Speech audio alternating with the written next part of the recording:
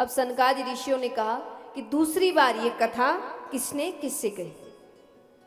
तुंगभद्रा नदी के तट पर आत्मदेव नामक ब्राह्मण रहते थे।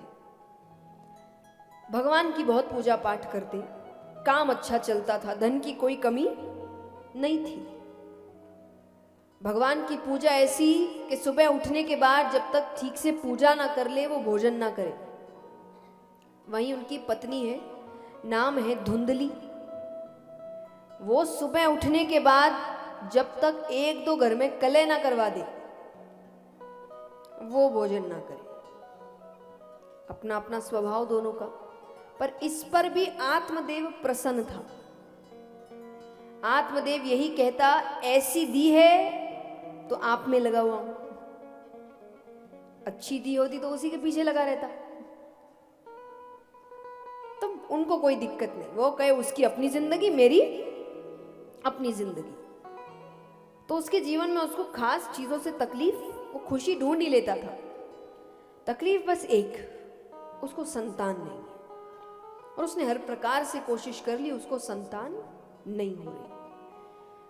उसको चाहिए, जीवन अधूरा लग रहा है उसे अपना। जब बहुत कोशिशों के बाद भी नहीं हुई तो अंत में वो एक गौमाता घर पर लेकर आता है, ये कहकर कि इनके जो बछड़ा या बछड़ी होगी उसको अपनी संतान मानकर पाल लूंगा।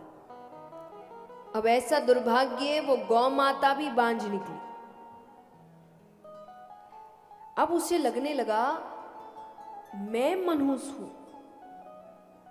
मैं जिसे इस घर के अंदर लेकर आता हूं उसे संतानें नहीं होती। एक नकारात्मक विचार 100 नकारात्मक विचारों को निमंत्रण देता है। ये कला मनुष्य में खुद है, उसको किसी की जरूरत नहीं है इसके लिए। बस एक नकारात्मक विचार आप किसी के सामने रख दो, बाकी उसकी जिंदगी कैसे खत्म हो चुकी है इसकी प्लानिंग वो खुद कर लेगा। हम खुद करते हैं। हमारे जीवन में अधिकतर दुख है नहीं जितना हम बना देते हैं। उदाहरण, आपके दांत में दर्द है, डॉक्टर के पास गए, डॉक्टर ने कहा कि दवाई दे रहा हूं, 3-4 दिन दर्द रहेगा, मगर थोड़ा संभल के रहना, कोशिश करना कि ज्यादा कठोर चीजें ना खाओ और जीभ वहां नहीं ले जाना। अब आप 3 दिन क्या करेंगे? जितना आपने अभी तक की जिंदगी में आप जीभ आप वहां नहीं लेकर गए होंगे वो आप 3 दिन में लेके जाएंगे, हाँ कि ना? जबकि आपको पता नहीं कि आपको दर्द होगा, आप खुद लेके जा रहे हैं। जीभ अपने आप तो चलती नहीं, आप ही ले जा रहे हैं। और जब जब जीभ जाएगी दर्द होगा, तब तब अपनी किस्मत को कोसोगे। पीछा ही नहीं छूट रहा, कुछ ना कुछ लगा ही हुआ है। ये लगा हुआ नहीं था, ये आप कर रहे हैं। ये दुख किसने लाया अपनी जिंदगी में? हमने। तो कई दुख हमारी जिंदगी में होते नहीं है, हम लेकर आते हैं। और मुझे एक बात बताइए, आपके रोने से काम ठीक हो जाएगा क्या? बताओ, होगा क्या? होगा तो मैं भी आती हूं, मेरे बहुत काम अटके पड़े हैं, हो ही नहीं रहे। रोते साथ में, कंपनी भी मिल जाएगी एक दूसरे की। होंगे क्या काम रोने से? बताओ तो कैसे होंगे?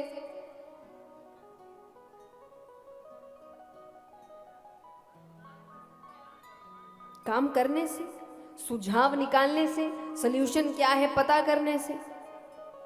पर हम करते क्या है? सिर्फ रोते, हो नहीं रहा, हो नहीं रहा। अरे कैसे होगा? काम क्या कर रहा है? कुछ काम भी तो करना पड़ेगा ना उसके लिए। हम काम नहीं करते, सिर्फ रोते, इसलिए हमारे काम बनते ही नहीं। और भगवान भी ऊपर बैठे बैठे कहेंगे, एक बात याद रखिए, भगवान जो भी परिस्थिति देते हैं कुछ सिखाने के लिए देते हैं। अगर आपको लग रहा है आपके जीवन में एक ही परिस्थिति बार बार आ रही है, मतलब वो कुछ बहुत सिखाने की कोशिश कर रहे हैं, आप सीख नहीं रहे, वरना उनको बार बार घुमाने की जरूरत नहीं है। आप हर बार रो के उसको टाल दे रहे हैं, रो के टाल दे रहे हैं, तो भगवान भी ऊपर के सीख नहीं रहा ना। मैं कुछ सिखाने की कोशिश कर रहा हूं। आज आप किसी रास्ते से जा रहे हैं, आपको गड्ढा दिख गया, आप पहले दिन गड्ढे में गिर गए, कैसे तैसे निकल के चलने लगे। दूसरे दिन आपका काम क्या है? साइड से निकलना।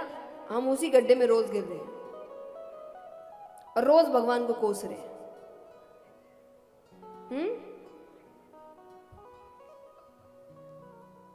कभी फ्रैक्चर, कभी कुछ, कभी ये, कभी वो।